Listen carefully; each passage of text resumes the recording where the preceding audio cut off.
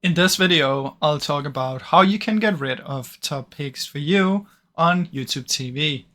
Now, there are a few ways that you can do this, and the first one is you want to clear your watch history. So it's basically the for you is based on your watch history and your recommendations. So you want to clear that. If you're on your TV, do this. If you're on your phone or computer, do this one. Now, another thing you can do is you can remove some specific ones. So let's say you get a lot of cooking stuff and you don't want that in there. Then just remove those, and then the recommendations is gonna know that you don't want cooking stuff. Now the last one is you can use the not interested option.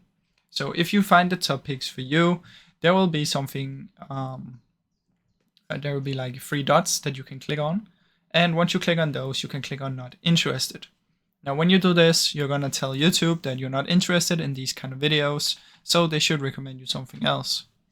Now that is basically how that works, guys. I really hope you enjoyed this short video.